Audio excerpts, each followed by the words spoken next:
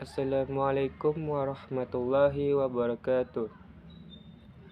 Alhamdulillahirabbil alamin. Assalatu wassalamu ala asrofil anbiya'i wal mursalin wa ala alihi wa sahbihi rasulillahi ajma'in. Pertama dan terutama sekali, marilah kita ucapkan puji dan syukur kita atas kehadirat Allah Subhanahu wa taala yang telah melimpahkan rahmat dan serta hidayahnya kepada kita semua. Salawat beserta salam tak lupa pula kita ucapkan kepada junjungan kita, yakni Nabi besar Muhammad sallallahu alaihi wasallam. Baiklah, perkenalkan kami dari kelompok 3. Pada kesempatan kali ini kami akan mempresentasikan hasil diskusi kami mengenai topik usaha-usaha meneruskan perjuangan pada masa pendudukan Jepang pada tahun 1942 sampai 1945 dan persiapan kemerdekaan masa Jepang. Kami kelompok 3 yang beranggotakan saya sendiri Irfanto Fernando dengan NIM 20329134, Anita Sepriasa dengan NIM 20329035, Khairun Nisa dengan NIM 20329066, Laila Najmah dengan NIM 20329010, Rezatul Islami dengan NIM 20329095, dan Sri Andini Wijaya dengan NIM 20329156. Baiklah, materi yang pertama yaitu masuknya Jepang ke Indonesia. Pada tanggal 14 Februari 1942, Jepang menyerang Indonesia dan segera menguasai Sumatera Selatan. Tanggal 1 Maret, mereka mendarat di Jawa dan dalam waktu 8 hari, Letnan Jenderal Terporten, Panglima Tentara Hindia Belanda, menyerah atas nama seluruh angkatan perang sekutu di Jawa. Kedatangan Jepang umumnya diterima dengan penuh semangat. Rakyat percaya bahwa Jepang datang untuk memerdekakan dan Jepang makin disenangi karena segera mengizinkan dikibarkannya bendera nasional Indonesia merah putih dan dikumandangkannya lagu kebangsaan Indonesia. Baiklah, jadi alasan penting kenapa penjajahan Jepang justru diterima oleh mayoritas kaum terpelajar Indonesia adalah karena penguasa baru itu dapat lebih meningkatkan status sosial ekonomi orang Indonesia hanya dengan kelayakannya saja, tanpa kekerasan. Lebih-lebih lagi, dalam waktu 6 bulan sejak kedatangannya, Jepang memenjarakan semua penduduk Belanda, sebagian besar orang Indonesia, dan sejumlah orang Kristen Indonesia yang dicurigai pro-Belanda ke dalam kem-kem konsentrasi.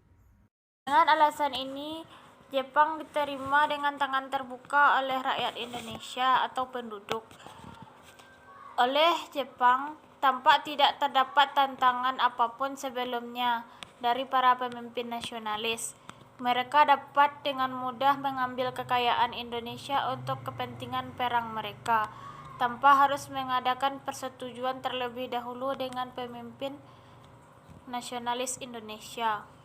Berdasarkan keyakinan ini, Jepang membentuk Gerakan 3A pada 29 April 1942. Pada saat itu, Jepang memperkenalkan dan mempropagandakan semboyan dan semangat Jepang, yaitu Nippon Pemimpin Asia, Nippon Pelindung Asia, dan Nippon Cahaya Asia.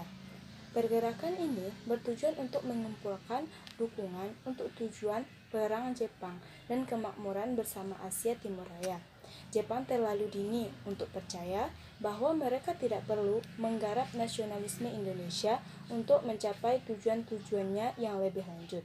Karena pada kenyataannya, orang Indonesia yang mereka pilih untuk memimpin pergerakan tersebut adalah Mr. Raden Samsudin, yang jelas bukan seorang pemimpin nasionalis.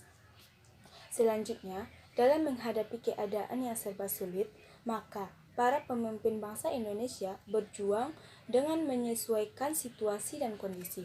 Bangsa Indonesia mengadakan perjuangan ataupun perlawanan melalui lembaga resmi pemerintah seperti gerakan bawah tanah, melalui tindakan kekerasan, serta pemberontakan.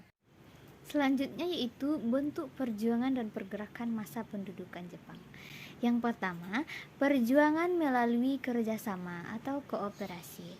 Karena gerakan yang non-kooperatif tidak mendapat tempat, maka para pejuang melakukan gerakan kooperatif yang dapat diterima oleh Jepang. Tujuan utama perjuangan mereka adalah mencapai Indonesia merdeka. Yang kedua, perjuangan melalui gerakan bawah tanah atau non-kooperasi. Selain melalui taktik kerjasama dengan Jepang, para pejuang melakukan perjuangan secara rahasia atau gerakan bawah tanah, atau disebut juga dengan ilegal. Beberapa contoh perjuangan bawah tanah yaitu gerakan kelompok Sultan Syahrir, golongan Persatuan Mahasiswa, kelompok pemuda Menteng 31, dan golongan Kaigun. Yang ketiga yaitu perlawanan bersenjata. Perlawanan bersenjata yang dilakukan oleh rakyat di berbagai daerah, diantaranya yaitu perlawanan rakyat di Chot Plain pada tanggal 10 November 1942, perlawanan rakyat di Pontianak 16 Oktober 1943, perlawanan rakyat di Sukamanah, Singaparna, Jawa Barat 25 Februari 1944, perlawanan rakyat di Cidempet, Kecamatan Loh Bener, Indramayu 30 Juli 1944, dan pemberontakan peta. Dampak pendudukan Jepang.